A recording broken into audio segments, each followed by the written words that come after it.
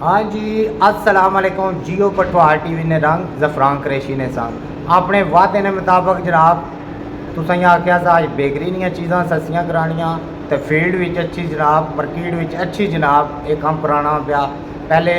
Chicken ने रोले से तो कुछ फेक आइडिया ले जनाब क्रेडिट गिनने की कोशिश करने मैं आना मर्द बनो तो सामने अच्छो फील्ड विच अच्छो इधर अच्छो मार्केट विच डायरैक्ट कम अच्छी करो पता लगा तो हूँ जनाब मैं कराना बेकरी ने रेट घट तो फिर तुसा आख्या ये असां घट कराए तो अज जनाब काफ़ी दिनों तो जनाब असां राजा जवाद साहब उन्होंने टैसिया पाकिस्तान स्वीट ने ओनर अज उन्होंने जनाब मुलाकात है साड़ी तो इंशाअल्लाह तुसा की बेहतर रिस्पॉन्स मिलसी।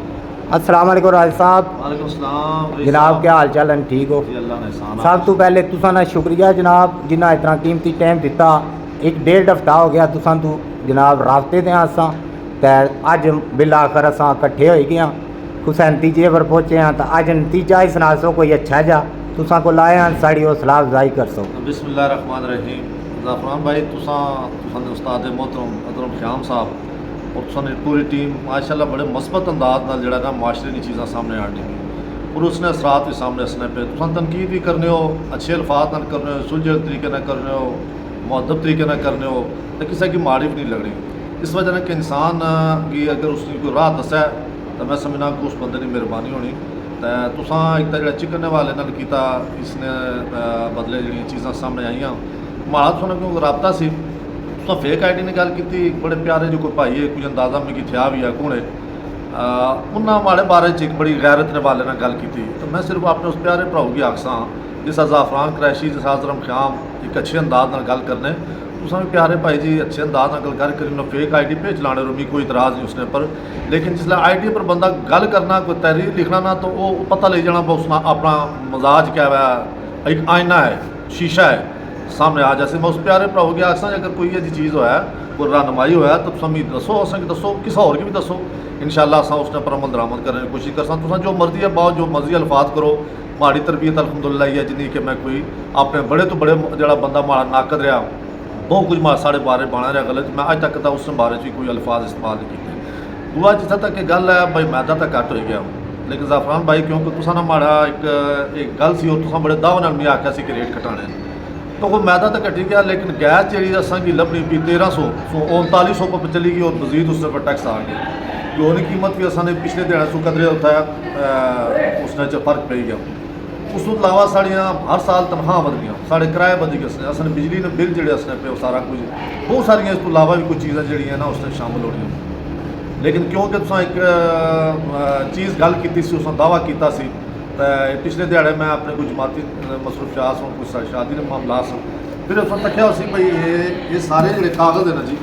ये सारे कागज़ अस अपनी पूरी जमा तफरीक करने उस तो अलावा अस एवं लल टप काम ना करने ये सारी असा की करना होना उसकी मामलात की असा तकने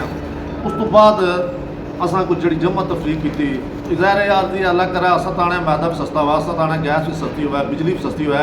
ताकि उसना असा असम चीज़ा कट चीज़ महंगी हो सी तो साड़ी खरीदार लोग खरीदारी भी घट कर सकते उससे चीज़ा जा जा सकती। काफ़ी देर ना मैं इतने बैठा इन्ना जनाब इधर तको ना ठीक है डमा रखा तो काफ़ी देर ने हिसाब किताब पे लाने गुंजाइश नहीं पे निकलनी सी मैं क्या अज कोई रिजल्ट कड्ढी जा अज तो मैं खाली ना जाना इन्ना नहीं मेहरबानी जनाब। इसने रही साहब तुसानी मोहब्बत और मैं इस टाइम अदरम ख़्याम साहब ज़ाहिरा वो एक मसले मसरूफ उधर चले गए उन्होंने मोहब्बत तुसानी सोशल मीडिया टीम दी मोहब्बत असा फिलहाल जो पे करने जी असा एक ब्रैड जी है साड़ी असा उसने 20 रुपये असा उसने कमी नहीं करते आम रूटीन नी चीज़ असा आख्या ना कि लाजमी काट करो उस तो बाद छोटी ब्रैड असा 10 रुपये पे करने रसा असा 20 रुपये किलो जरा असा उसने कमी ना करने पे और असा चाहने पे अल्लाह करा इसने चीज़ा कमी पिछा अस मैं अपना चैम्बर तकरीबन पूरे पाकिस्तान में 55 से ज़्यादा चैम्बर से दूर आए सन असा जाने अस अपना बिल देने प्यार बिजली ना गैस ना लेकिन जी गैस चोरी होनी बिजली चोरी होनी उस सारफ पर आम आवाम पर ताजे तबके पर ना पाओ ना फिर जी तुम इमरात या मुफ्त देने हो गया पिछा बिजली इस्टैबलिशमेंट है जोड़े भी है जोड़े इदारे उन्होंने भी साढ़े पर ना पाओ ये असल रोला ही उतों पैना कि चोरी नहीं बिजली चोरी नहीं गैस मरात याफ्ता जी तबके की गैस और बिजली की सहूलतां दी जानियां पेट्रोल की सहूलतां दी जानियां वो साढ़े ताजर पर तो आवाम पर जो ताजर ने बिल पर वो चीज़ ऐसी तो ज़ाहिर वो अखराजात ऐसी उस चीज़ा बेहतर बहुत शुक्रिया राजा साहब। ये स्प्राइट अच्छा ना साथ मैं बाकी जितने बेकरियां वाले उन्हें अगे गुजारिश करसा बराए मेहरबानी तुसा इस गल्ला पर गौर करो तो जितना हो सकना तुसा भी कमी आनो। ठीक है दोस्तों संगियो, फिर किसी और जगह और किसी समझ गए ना, अल्लाह सुनने वाला है।